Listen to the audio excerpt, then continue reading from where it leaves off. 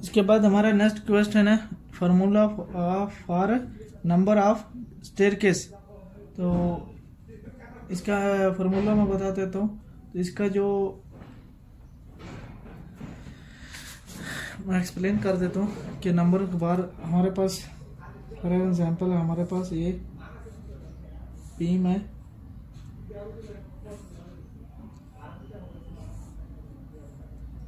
तो ये जो हमारे पास ये तो स्पेन हमारे को एग्जैक्ट चाहिए और इसके बाद में ये जो हमारा रिंग डालेंगे बीम में उसकी ये जो स्पेस होती है वो कितनी है, वो हमने इसकी स्पेसिंग कितनी है तो वो दोनों वो लिखते हैं तो +1 करते हैं। तो मैं अभी फार्मूला लिख देता हूँ।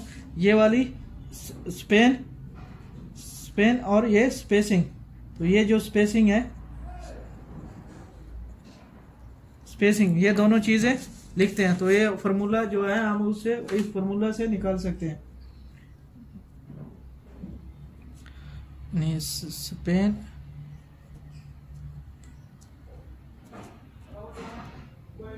स्पेसिंग जगह थोड़ा कम रह गया +1, तो इसका ये फार्मूला है। तो नेक्स्ट हमारा है डिमेंशन टॉलरेंस ऑफ क्यूब। तो डिस्टॉलरेंस का ये जो क्यूब होता है उसमें मैं इसके में समझा देता हूँ कि वो कैसा होता है। जो स्टैंडर्ड है हमारे पास क्यूब का वो रहता है 150 mm into 150 mm into 150 mm। तो हमने ये जब कंक्रीट करते हैं तो ये वाला क्यूब इसका क्यूब बना होता है। स्टैंडर्ड इसका जो साइज होता है वो ये होता है, लेकिन जब हम बनाते हैं तो एग्जैक्ट नहीं बन पाता। तो उसके जो रहता है वो या तो 152 mm हो जाएगा या 149 mm हो जाएगा। तो ये हो जाएगा 148 mm। तो ये इसमें भी ये जो साइज है 2 सेंटी इसका ± का हो जाता है। वो वाला वो जो ये 2 सेंटी ज्यादा या 2 सेंटी कम या 1 सेंटी कम, तो ये वाला जो होता है ये टॉलरेंस ऑफ क्यूब कहलाता है। तो ये हम लिखते हैं ±2 mm। इससे ज्यादा नहीं होना चाहिए डिमेंशन टॉलरेंस ऑफ क्यूब। तो ये वाला ±2 mm, तो ये वाला याद रखना चाहिए। और उसके बाद हमारे पास है हाइट ऑफ पैरापेट वॉल। तो ये पैरापेट जो वॉल होती है ये बताता हूँ। पैरापेट हम लोग जो छत के ऊपर बनाते हैं ना, अगर हमारा छत हम लोग उसके लिए ऊपर वॉल बनाते हैं, यानी यहाँ पे एक आदमी हम लोग जो खड़े होके कॉर्नर पे देखते हैं ना, तो जो हम ये खड़े होके आदमी खड़ा होके देखता है कि इसकी जो हाइट है वो कितनी होनी चाहिए। तो ये मिनिमम 1 मीटर होनी चाहिए मिनिमम। तो इसको पैरापेट कहते हैं, जो छत के ऊपर रूफ फ्लोर पे ऊपर साइड में 4 दीवारी सी बनाई जाती है। तो वो मिनिमम कितनी होनी चाहिए 1 मीटर।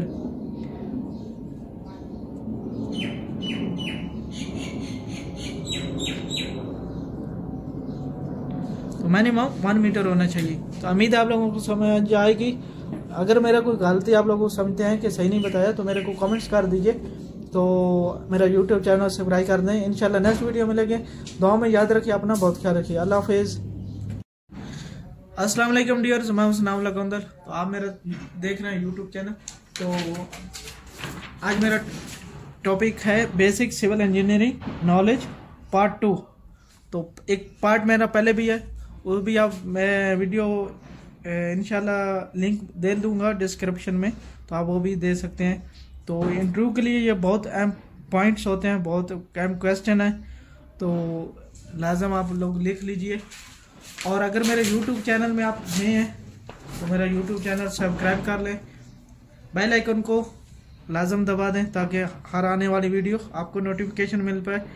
तो अभी मैं ये बताऊंगा कि direction of bar in slab. तो जो ड्राइंग में डायरेक्शन नहीं दी हुई होती स्लैब का, मेन बार कौन सी है और डिस्ट्रीब्यूशन बार कौन सी डालनी है, उसके लिए जो स्टैंडर्ड है वो मैं आपको ऐसे एक्सप्लेन करता हूँ। हमारी ये स्लैब है, ये 3 मीटर कर लेते हैं फॉर एग्जांपल, और ये 2 मीटर। तो हमारे ये जो शॉर्टेज बार है, जो मेन बार होती है वो स्टैंडर्ड है shortage bar.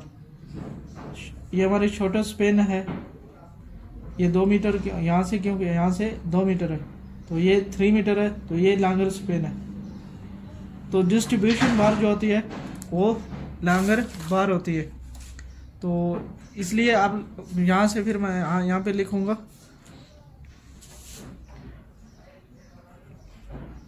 Main bar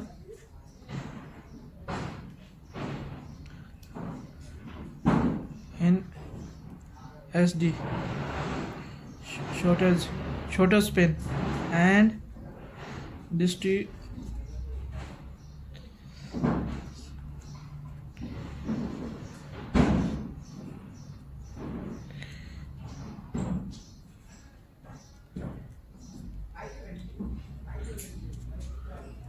in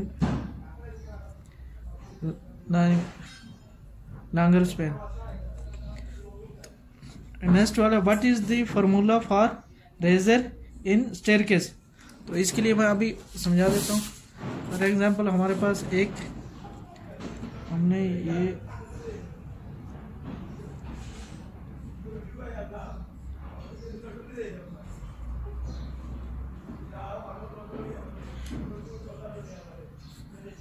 ये छोटी सी फॉर एग्जांपल स्टेयरकेस बनाते, इसका जो हम लोग इसके रेजर काउंटिंग करते हैं, तो ये हमारे पास होता है, ये वाला जो है ये होता है रेजर। तो ये हो गया 1, ये वाला, और ये वाला हमारे पास 2, और ये वाला 3, और ये वाला 4। तो और जो जो हमारे पास ये वाले है, ये हमारे पास थ्रेड कहलाते हैं। तो ये वाला थ्रेड हमारे पास ये वाला ऐसा 1, ये वाला 2, और ये वाला 3। तो हमारे जो थ्रेड है वो बने 3 और रेजर बने 4। तो इसका फार्मूला जो होता है वो लिखा जाता है थ्रेड प्लस 1।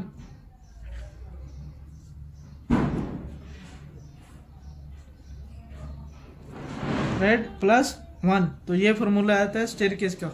उसके बाद हमारे पास ये है zone of sand used for plaster.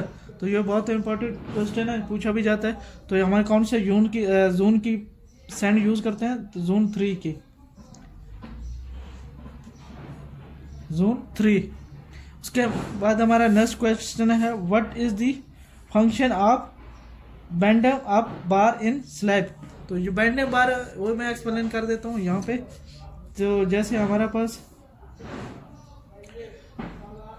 ये एक slab he for example slab कर लेते हैं। तो हमारा स्लैब का जो स्टील होता है इसके नीचे, इसको ऐसे बैंड करते हैं।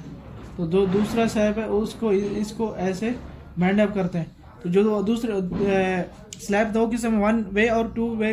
तो दूसरी जो स्लैब होती है उसमें वो ऐसे भी बैंड करते हैं।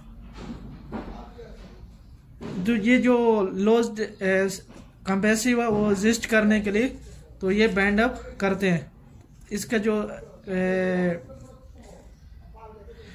टेंशन रहता है वो उसके लिए, तो इसके लिए इसको लिखेंगे हम to the resist negative bending moment, to resist negative bending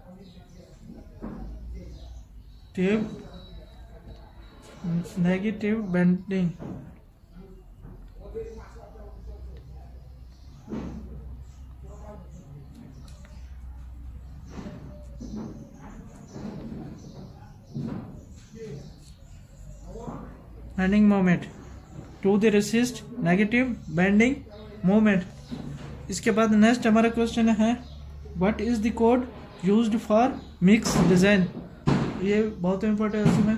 तो IS कोड इसमें है, IS कोड 10262, ये है 2009।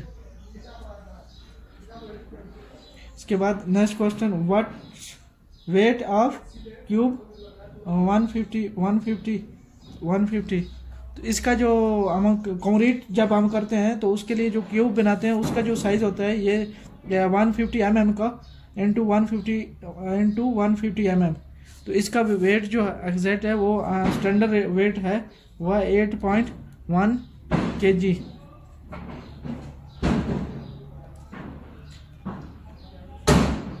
नेक्स्ट हमारा क्वेश्चन है, what is the meaning of 43/53 grade on cement bag. जो सीमेंट बैग के ऊपर लिखा होता है 43 ग्रेड, यहाँ उसमें लिखा होता है 53 ग्रेड, तो उसका मीनिंग क्या होता है? तो उसका मीनिंग हमारे उसको हम लोग को एक तो उसका क्यूब करते हैं, जो उसका क्यूब का टेस्ट होता है वहाँ क्यूब का यहाँ पे क्यूब ही लिख देते हैं उसको। क्यूब जो हमारे पास होता है 6 × 70.6 × 70.6। तो ये हमारे इसका जो हमारे पास ये जो क्यूब होता है इसका जो सेटिंग आउट रहती है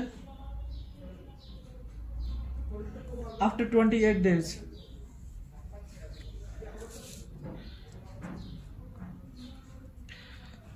compressive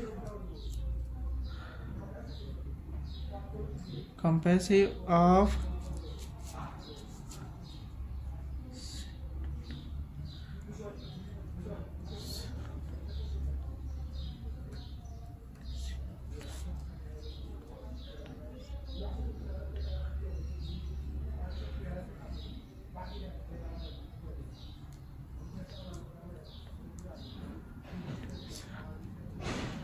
setting।